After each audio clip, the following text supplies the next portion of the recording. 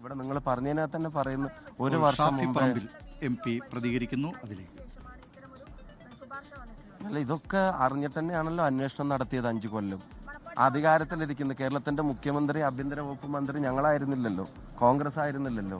എല്ലാ വീഡിയോയും എല്ലാ തെളിവുകളും പരിശോധിച്ച് എല്ലാ റിപ്പോർട്ടുകളും വിജിലൻസിന്റെയും ഹോം സെക്രട്ടറിയുടെയും മുമ്പിൽ വന്നിട്ട് ആ വന്ന റിപ്പോർട്ടുകളെ അടിസ്ഥാനപ്പെടുത്തി ഇത് ഇനി മുന്നോട്ട് പോവോ ഇല്ലയോ എന്നുള്ളത് പരിശോധിച്ച് ഇതിന് നിലനിൽപ്പില്ല എന്ന് അവര് തന്നെ തീരുമാനിച്ച് ഉപേക്ഷിച്ചതിനെ ഇപ്പൊ തെരഞ്ഞെടുപ്പിന്റെ തലേദിവസം എന്ന് പറയാവുന്ന ഒരു സമയത്തെടുത്ത് പുറത്തിടുന്നതിന്റെ ഇന്റൻഷൻ കേരളത്തിലെ ജനങ്ങൾക്ക് മനസ്സിലായില്ല എന്ന് അവർ നടിച്ചാലും ജനങ്ങൾക്ക് മനസ്സിലാവും. ജനങ്ങൾ ഇതിനെതിരെ കൂടെ പ്രതികരിക്കുന്ന ഒരു തെരഞ്ഞെടുപ്പായിരിക്കും അടുത്ത തെരഞ്ഞെടുപ്പ്.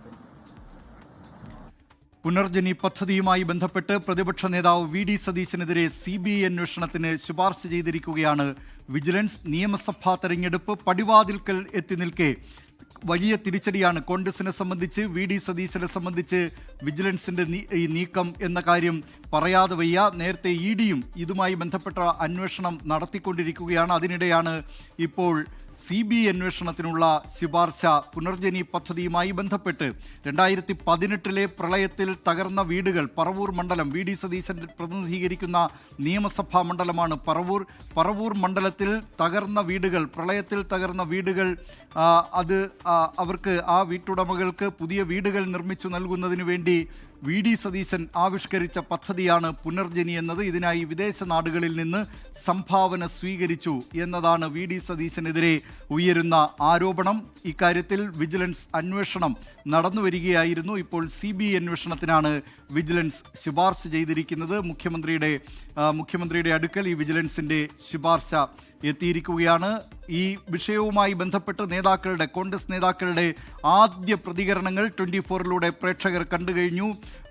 മുൻ പ്രതിപക്ഷ നേതാവ് രമേശ് ചെന്നിത്തല, KPCC അധ്യക്ഷൻ സണ്ണി ജോസഫ് അടക്കമുള്ള നിരവധി കോൺഗ്രസ് നേതാക്കൾ ഈ വിഷയത്തിൽ പ്രതികരിച്ചു കഴിഞ്ഞു. ഓലപ്പാമ്പ് കാട്ടി വിരട്ടേണ്ട എന്നാണ് KPCC അധ്യക്ഷൻ സണ്ണി ജോസഫ് പറഞ്ഞത്.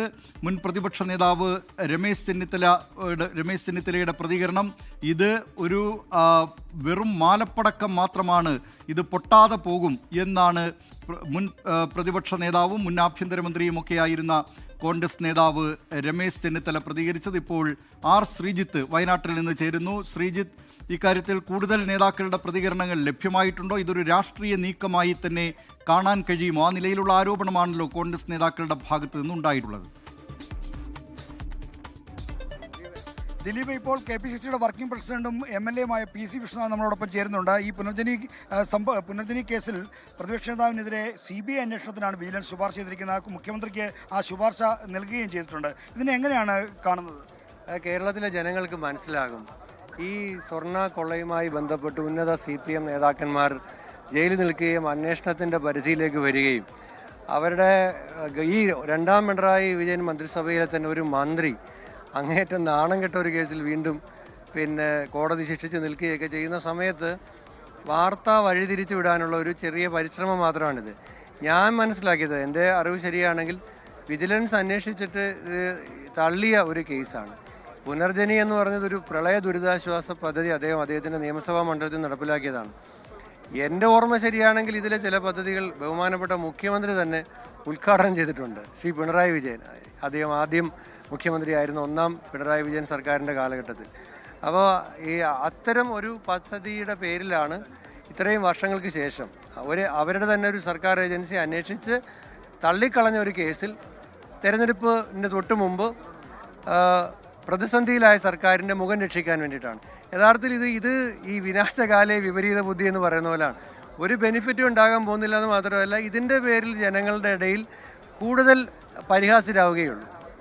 ഇത് സർക്കാരിനെ കൂടുതൽ പരിഹാസ്യരാക്കുന്ന ഒരു നടപടിയായി മാറുമെന്നാണ് ഇപ്പോൾ KPCCയുടെ വർക്കിംഗ് പ്രസിഡന്റായ PC വിഷ്ണുനാഥ് MLA പ്രതികരിക്കുന്നത്. പൊതുവിൽ കോൺഗ്രസ് നേതൃത്വം ഈ ഒരു CBI അന്വേഷണ ശുപാർശയെ പുച്ഛിച്ച് തള്ളുകയാണ്. നേരത്തെ രമേശ് ചെന്നിത്തല പറഞ്ഞ വാക്കുകൾ കടമെടുത്താൽ ഇത് ഒരു മാലപ്പടക്കം മാത്രമാണ്, അമിട്ട് പോലുമല്ല, അത്രയ്ക്ക് പ്രഹരശേഷിയില്ലാത്ത ഒരു കാര്യമാണ് നടക്കുന്നത്, ഇത് തിരിച്ചടിക്കും, ജനങ്ങൾക്ക് മുന്നിൽ ഇത് തുറന്നു കാട്ടപ്പെടും എന്ന പ്രതികരണമാണ് പൊതുവിൽ കോൺഗ്രസ് നേതൃത്വം ഇതിനോട് പ്രകടിപ്പിക്കുന്നത്. ദിലീപ്, ലോകത്തെവിടെയായാലും ഏത് സമയത്തും 24 വാർത്തകളും ഓഗ്മെന്റഡ് റിയാലിറ്റി പാക്കേജുകളും എക്സ്പ്ലെയിനറുകളും വിശദമായി കാണാൻ ഞങ്ങളുടെ YouTube ചാനൽ നിങ്ങൾക്ക് സബ്സ്ക്രൈബ് ചെയ്യാം.